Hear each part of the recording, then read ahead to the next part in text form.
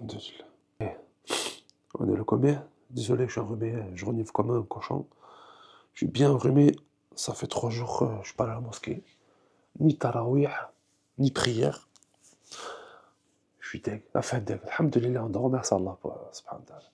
Pas d'être malade, hein, de pas réussir, de pas avoir pu aller à la première nuit des 10 dernières nuits impaires du mois de Ramadan. C'était hier soir, j'ai pas pu y aller. J'étais éclaté. Je me suis mis en mode avion.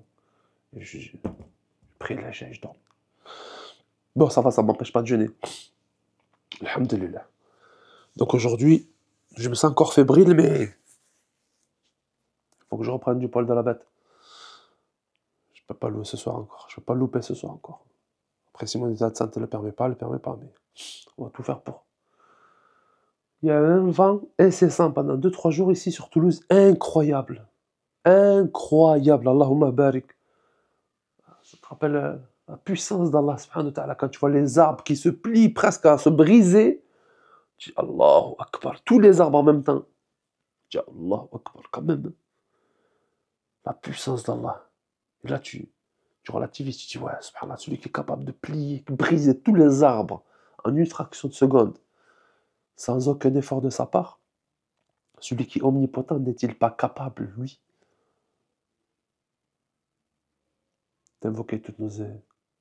d'exaucer toutes nos invocations? Bien sûr, oui.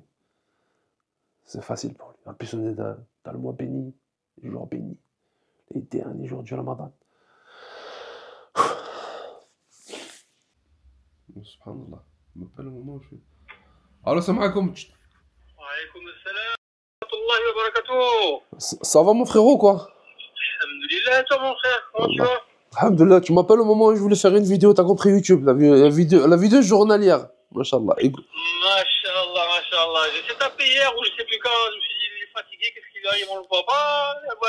Karim, il m'a dit, il est malade. Je dis, ben, je comprends mieux. Ouais, j'étais malade, ça fait 2-3 jours que j'étais plié, frérot, j'étais éclaté. Alhamdulillah, cadeau d'Allah, akhi. Cadeau d'Allah. Alhamdulillah. Ramadan, ça va pas trop dur avec la maladie? Ben justement, subhanallah, on dirait ça facilite. Voilà, le fait de pas manger, on dirait ça. Je mobilise moins d'énergie pour digérer, t'as compris? Masha'Allah, Allahumma barik. Tu fais, hein? On était avec Unis hier, je me suis dit, on va l'appeler, on va voir s'il veut nous rejoindre. Messagerie, j'ai dit, le frère, oui, il est au sport, oui, il dort. Ouais, non. Ouais, ça fait 2 jours que j'ai pas fait de sport, akhi. Je vais faire l'ancien, ça me manque, ça me manque. Non, j'étais en mode avion, akhi, j'étais éclaté, voilà, je peux pas te mentir. Allah yahafdak, frère. Allah yahafdak. Allah yahafdak. Amin, amin, barakallahu fik pour ton appel, akhi, c'est mignon, akhi. Que Allah te bénisse. Avec plaisir, Allah yahafdak. Allez, à très bientôt, chef. Bien prochaine, Inch'Allah. Si tu veux quoi que ce soit, n'hésite pas, Inch'Allah. Ben vas-y, dès demain, je pense que je vais repointer mon nez dehors, Inch'Allah. Marhaban.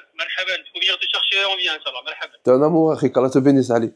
Amin ajma'in, Allah yahafdak. Ta famille, mon frère. Amin ajma'in, muslimin. Allah yahafdak. Salam alaikum. Comme salam, wa barakatuh, frérot.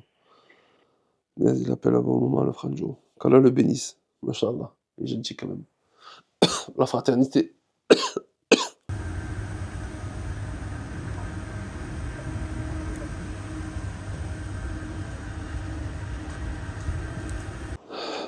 Mine de rien, qu'est-ce que ça fait du bien de prendre l'air, le soleil un petit peu. Masha'Allah. Ça fait du bien. Salam alaikum, akhi. Tu vas passer le salam, c'est pas grave. C'est les anges. Tu sais, quand tu passes le salam à quelqu'un et qu'il te répond pas, eh ben c'est les anges qui te passent le salam.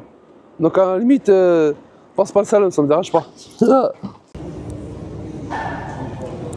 Bon, je suis venu à Basic Fit. Je vais me peser. Parce que je vais pas te mentir. Je vais voir combien si j'ai perdu du poids. Je faisais 137 kg au début. 137,5. Attends, je prends le téléphone. Ça va forcer la balance. Bon ben alhamdulillah. 131,4. Ça fait que j'ai perdu 137,5, 131,4. 6 kilos. 6 kilos en 2 mois. En 2 mois, ouais. 4-5 semaines, ça va. Voyez ou plus aucune humanitaire, il y a d'humanitaire tout court. Il n'y a rien qui rentre. Il y a un blocus total. Depuis les 2 mars, il y a rien qui peut rentrer. Et même les rotations qu'on avait des humanitaires, maintenant ils sont arrêtés aussi. De façon que ni on peut faire des relais à nos équipes à l'intérieur, et on peut pas mettre des choses, mais des médicaments, mais non plus des biens. La nourriture pour tout le monde commence à vraiment être très compliqué. C'est extrêmement cher. Les prix du pain, ça s'est multiplié par 5. Un kilo de tomates, ça coûte 8 euros, quand ça coûte au West Bank 1,5. Et vraiment, la situation sécuritaire, il est dramatique. À nouveau, on peut pas circuler. Les ordres d'évacuation, ils sont aléatoires. Maintenant, vraiment, j'arrive à un moment où je sais pas quoi dire. Ça veut dire néanmoins, Elena Ranchal, que on a bien compris que l'armée israélienne avait repris les bombardements depuis 2-3 jours, mais que ça veut dire que finalement la crise humanitaire n'a pas été réglée par les 2 mois de trêve, que ça n'a pas permis ces 2 mois de trêve d'apporter suffisamment de médicaments, de vivres. On sait que l'électricité manque.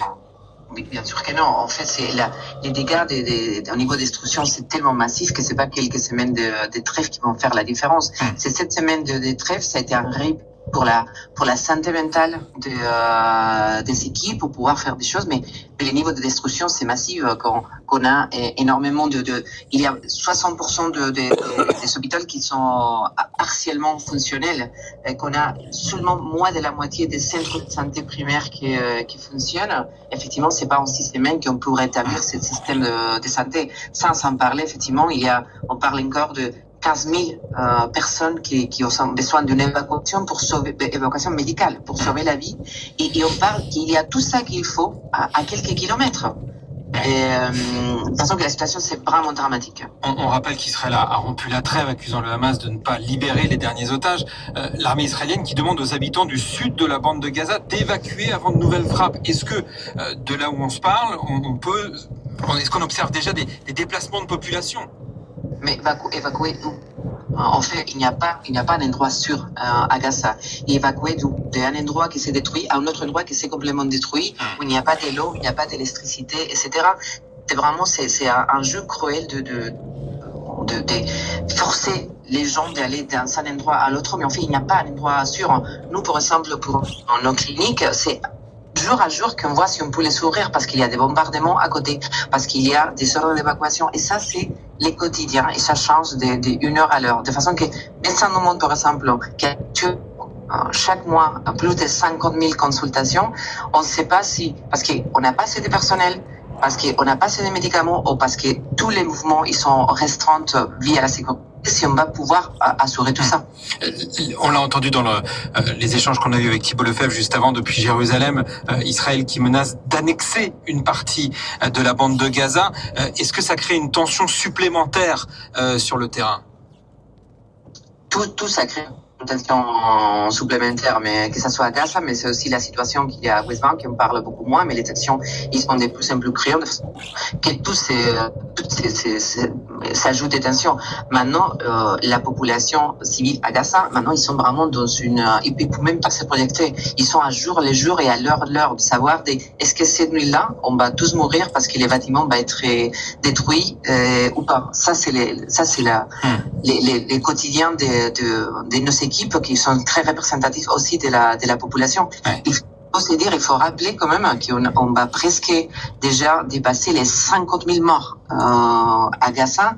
De les 50 000 morts, il y a une grande proportion qui c'est des enfants.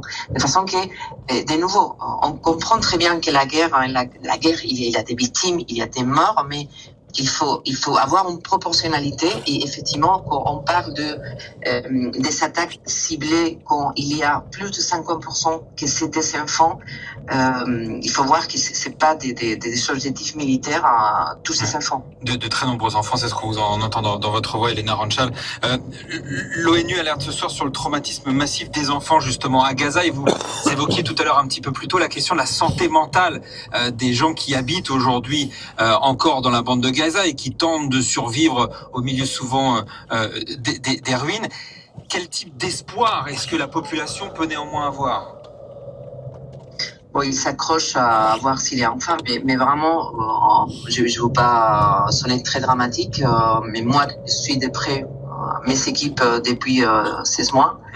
je ne les ai jamais sentis comme ces dernières semaines, depuis les dernières attaques.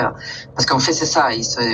C'est un jeu psychologique aussi. Il y a eu 6 semaines de trêve, de façon qu'ils ont pu dormir toute la nuit pour la première fois depuis plus d'un an. Et maintenant, ça reprend, et ça reprend avec une violence extrême, avec un blocus total, de façon que ils sont revenus avant la trêve, mais dans des pires conditions encore. Donc au niveau sentimental, c'est très très très compliqué. Oui, on comprend que ça touche aussi bien évidemment les populations gazaouis que les responsables et les personnes qui travaillent dans les ONG, notamment la vôtre, Médecins du Monde. Justement, Elena Ranchal, peut-être un mot, puisque la question des otages reste un point. Est-ce que vous, en tant qu'ONG, vous avez peut-être des informations ou des contacts sur le sort des otages israéliens qui seraient encore aujourd'hui dans la bande de Gaza? Non, nous, on n'a aucun contact, aucune information, et les Médecins du Monde, depuis le début, a été très clair sur l'importance de la protection de tous les civils, vraiment de tous les civils, la population gazaoui et les otages. Mais nous, on n'a pas contact.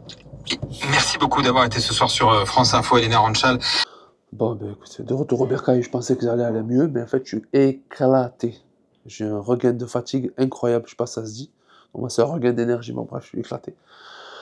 Fatigué, alhamdoulilah, donc faire beaucoup de dua pour nos frères et sœurs, partout dans le monde.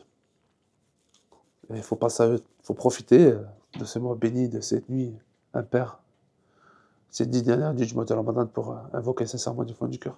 Barakallahu fikum d'avoir assisté à la vidéo jusqu'ici. Désolé pour ma fatigue, je suis éclaté. Je vous dis à demain pour la prochaine vidéo. Et j'espère que tu as bien compris, j'ai de l'OEB évidemment. Assalam à toutes. La meute!